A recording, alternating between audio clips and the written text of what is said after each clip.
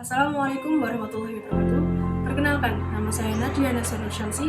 Saya dari kelas 11 IPS 1 nomor absen 22 yang menjelaskan isi main mapping saya tentang pembentukan Republik Indonesia Serikat. Di sini saya akan mulai menjelaskan dari latar belakang terbentuknya Republik Indonesia Serikat, tujuan dibentuknya Republik Indonesia Serikat, terbentuknya Republik Indonesia Serikat, terbentuknya pemerintahan Republik Indonesia Serikat, permasalahan yang dihadapi Republik Indonesia Serikat, hingga akhir pemerintahan di Republik Indonesia Serikat. Terima kasih, selamat menyaksikan. Latar belakang terbentuknya Republik Indonesia Serikat. Sejarah Republik Indonesia Serikat atau RIS dilatar belakangi oleh adanya perpecahan agresi militer Belanda kedua yang terjadi pada 19 Desember 1948. Pada agresi militer tersebut, terjadi penyerangan Belanda terhadap Yogyakarta yang pada saat itu merupakan ibu kota Indonesia. Selain itu, Muhammad Hatta, Soekarno, Syahrir, beserta tokoh lainnya juga ditangkap oleh pihak Belanda. Karena ibu kota Indonesia telah dikuasai oleh Belanda, pihak Indonesia membentuk Pemerintah Darurat Republik Indonesia atau sering dikenal dengan nama PDRI yang bertempat di Sumatera dan diketuai oleh Syarifuddin Prawira Negara.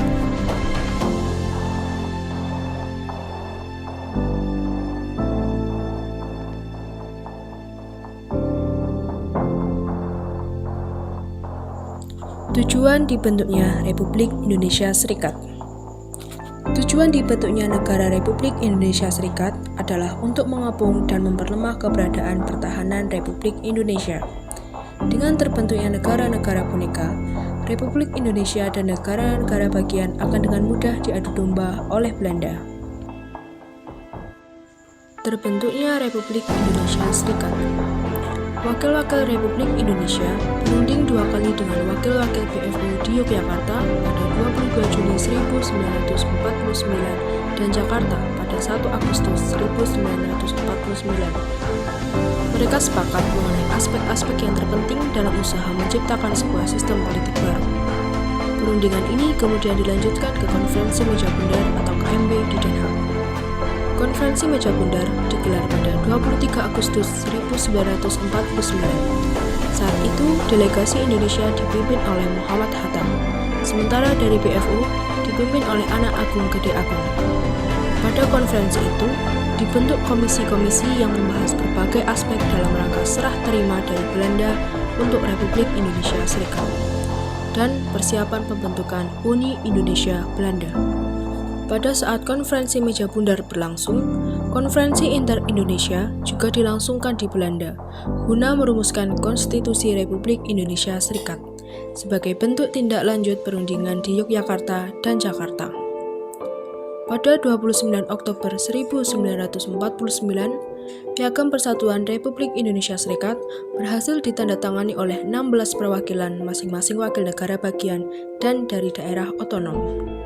Setelah selesai perundingan lebih dari 2 bulan, konferensi Meja Bundar berakhir pada 2 November 1949. Dengan disetujuinya konferensi Meja Bundar pada 2 November 1949 di Den Haag, kemudian terbentuklah negara Republik Indonesia Serikat. Hasil konferensi Meja Bundar salah satunya menyebutkan kerajaan Belanda menyerahkan kedaulatan atas Indonesia sepenuhnya kepada Republik Indonesia Serikat dengan tidak bersyarat lagi dan tidak dapat dicabut. Karena itu, mengakui Republik Indonesia Serikat sebagai negara yang merdeka dan berdaulat. Dengan demikian, Republik Indonesia Serikat resmi dibentuk pada 27 Desember 1949.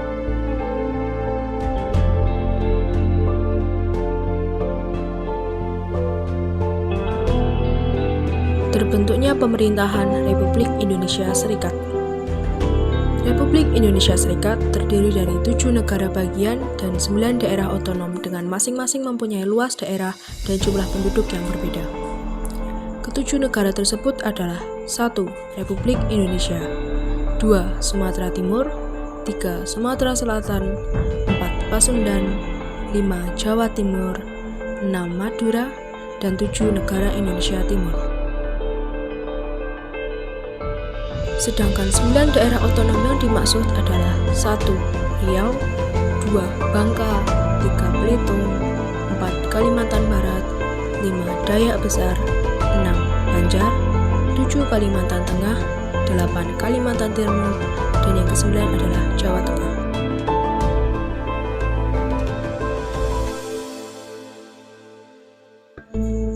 Pada 14 November 1949 di Jakarta, semua wakil dari anggota PFO dan pemerintah Indonesia menandatangani Konstitusi Republik Indonesia Serikat.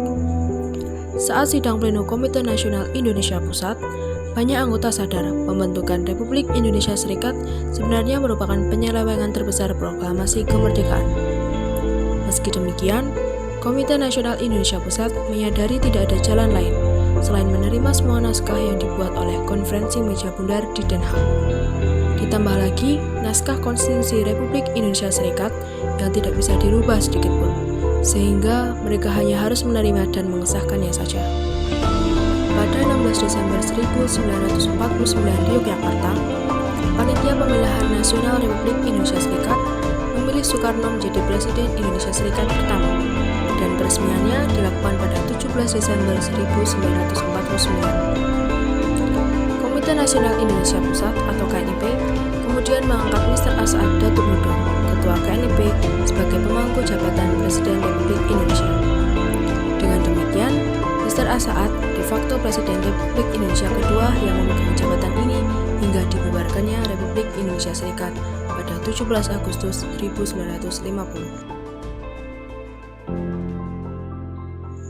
Permasalahan yang dihadapi Republik Indonesia Serikat. 1. Di beberapa daerah di wilayah Republik Indonesia Serikat telah terjadi pemberontakan dan gerakan yang mengancam kedaulatan Republik Indonesia Serikat. 2. Adanya desakan dari negara-negara bagian Republik Indonesia Serikat agar segera diadakan perubahan negara. Alasannya adalah bahwa negara-negara bagian yang masuk ke dalam Republik Indonesia Serikat masih setia kepada Negara Kesatuan Republik Indonesia dan masih setia kepada Pancasila dan Undang-Undang Dasar 1945. 3. Negara yang baru berdiri seperti Republik Indonesia Serikat harus mendapat tanggung jawab dalam hal ekonomi dengan hutang akibat perang. Hal ini pula yang tidak dapat menopang kelangsungan kedaulatan Republik Indonesia Serikat. Ini yang menimbulkan rasa ketidakpuasan rakyat dan negara-negara bagian terhadap kebijakan-kebijakan Republik Indonesia Serikat yang diambil berdasarkan hasil Konferensi Meja Bundar tanggal 23 Agustus 1949. Akhir pemerintahan Republik Indonesia Serikat. Negara Republik Indonesia Serikat buatan Belanda tidak dapat bertahan lama karena muncul tuntutan-tuntutan untuk kembali ke dalam bentuk Negara Kesatuan Republik Indonesia sebagai perwujudan dari cita-cita proklamasi 17 Agustus 1945.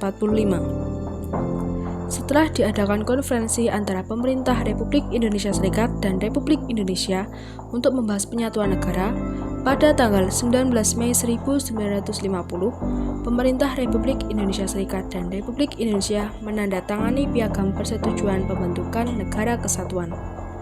Pokok dari isi piagam tersebut adalah kedua belah pihak dalam waktu yang sesingkat-singkatnya melaksanakan pembentukan Negara Kesatuan berdasar Proklamasi 17 Agustus 1945. Setelah rapat mengenai pembagian daerah yang akan merupakan wilayah Negara Kesatuan Republik Indonesia, maka pada tanggal 15 Agustus 1950 diadakan rapat gabungan yang terakhir dari DPR dan Senat Republik Indonesia Serikat, di mana dalam rapat ini akan dibicarakan piagam pernyataan terbentuknya Negara Kesatuan Republik Indonesia oleh Presiden Soekarno. Setelah pembacaan piagam pernyataan terbentuknya Negara Kesatuan Republik Indonesia, maka dengan demikian secara resmi Negara Kesatuan Republik Indonesia terbentuk kembali pada 17 Agustus 1950.